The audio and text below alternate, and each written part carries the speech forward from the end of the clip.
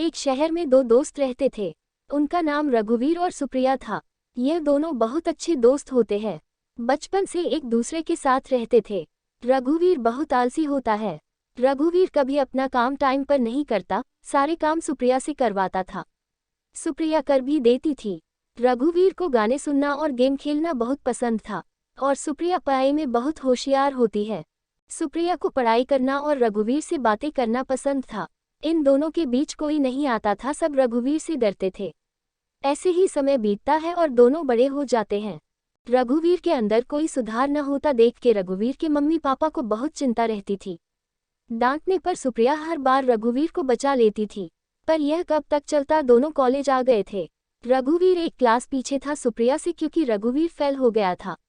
रघुवीर के पापा ने रघुवीर को बहुत सुनाया और रघुवीर कुछ नहीं बोलता, चुपचाप अपने रूम में चला जाता था।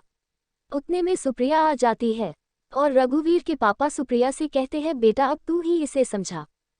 तब सुप्रिया रघुवीर के पास जाती है और रघुवीर को पढ़ाई करने के लिए बोलती है। सुप्रिया रघुवीर को कहती है, आगे तुमने पढ़ाई नहीं की तो मैं तेरी कोई हेल्प नहीं कर सकती। रघुवीर बहुत सीरियस हो गया था। पापा ने बहुत गुस्सा किया आज रघुवीर पर। रघुवीर ने सुप्रिया से कहा, यार मुझसे नहीं होती पढ़ाई। सुप्रिया कहती है, मैं तेरी हेल्प करूँगी, हम दोनों साथ में पढ़ाई करेंगे। तो रघुवीर मान जाता है और हर रोज दोनों पढ़ाई करते। सुप्रिया रघुवीर को पढ़ाई में पूरी मदद करती। अब रघुवीर का मन ना होने पर भी सुप्रिया के साथ पढ़ाई करता, क्योंकि रघुवीर कभी सुप्रिया का दिल नहीं दुखाना चाहता था। सुप्रिया रघुवीर को बहुत पसंद करती है, बचपन से ही, पर कभी कहती नहीं है और रघुवीर भी सुप्रिया को बहुत पसंद करता है। बचपन से दोनों एक दूसरे को पसंद करते हैं पर कभी एक दूसरे से नहीं कहते। दोनों डरते हैं कहीं हमारी दोस्ती खत्म ना हो जाए और एक दूसरे से दूर ना हो जाए। पर रघुवीर की मम्मी कभी कभी सुप्रिया को कहती रहती है, बेटा तू ही रघुवीर का ख्याल रख सकती है, तू मेरे रघुवीर से शादी कर ले, इस पागल को तेरे अलावा कोई नहीं समझा सकता है।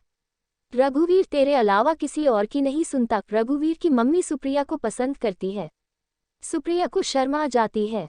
रघुवीर की मम्मी कहती है, हर रोज रघुवीर के पापा रघुवीर पर गुस्सा करते हैं। इतना सुनकर कि सुप्रिया अपने घर चली जाती है, क्योंकि रघुवीर घर पर नहीं होता, अपने पापा के साथ कहीं गया होता है। किसी काम से एक दिन कॉलेज की तरफ से घूमने ले जाया जा रहा था। सुप्रिया रघुवीर से कहती है, हमें भी घूमने के लिए जाना है। तो रघुवीर कहता है, हाँ क्यों नहीं। सुप्रिया रघुवीर और सुप्रिया दोनों का नाम लिखवा देती है।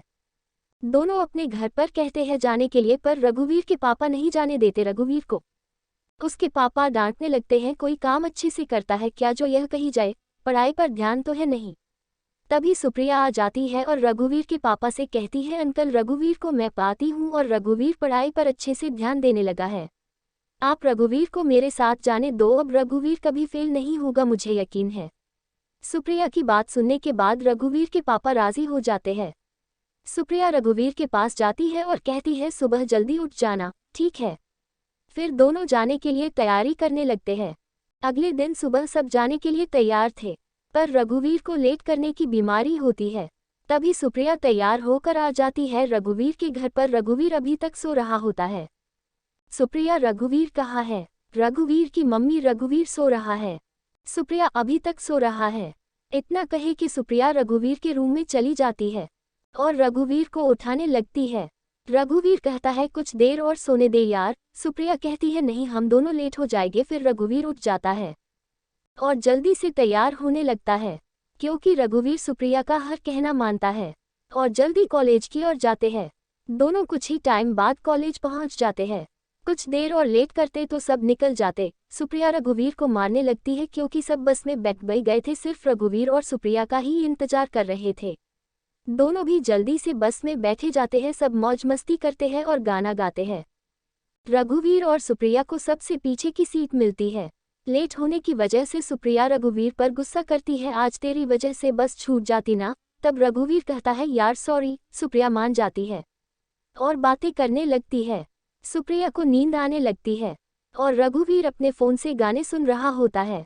सुप्रिया खिड़की के पास ही बैठी होती है और खिड़की पर सर रख के सो जाती है। जैसे जैसे बस हिलती है वैसे वैसे बार बार सुप्रिया उठ जाती है। तब रघुवीर देख लेता है और अपने कंधे पर सुप्रिया का सर रख देता है। सुप्रिया रघुवीर के कंधे पर ही सो जाती है। तभी अचानक बस ब्रेक मारती है तो सुप्रिया रघुवीर को कस के पकड़ लेती है और रघुवीर को बहुत अच्छा लगता है। रघुवीर भी अपना हाथ सुप्रिया की कमर पर रख लेता है और दोनों एक दूसरे के करीब आ जाते हैं। सुप्रिया नींद में रघुवीर के गले के पास ही सुप्रिया की लिप्स लगने लगते हैं। तभी रघुवीर को कुछ कुछ होने लगता है। रघुवीर सुप्रिया को कस के पकड़ लेता है। सुप्रिया भी रघुवीर को पकड़ लेती है। ना जाने क्या होता दोनों को। रघुवीर भी अपने आप को संभाल नहीं सका, सुप्रिया इतना करीब आ गई थी।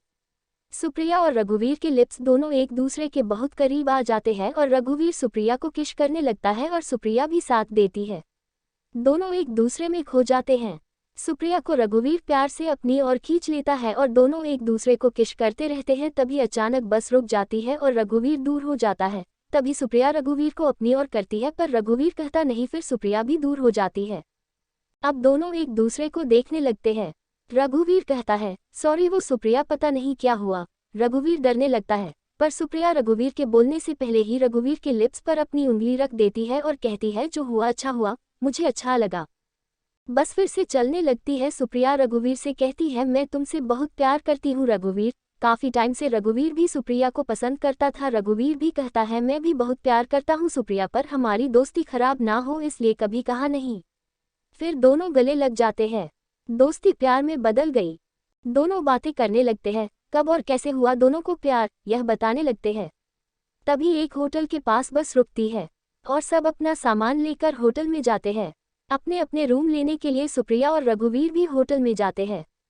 तब सुप्रिया रघुवीर से कहती है, एक रूम ले लेना, मुझे तुम्हारे साथ रहना है। रघुवीर कहता ठीक है। रघुवीर एक ही रूम लेता है। लंबा सफर था तो रात को होटल में ही रुकते हैं सभी।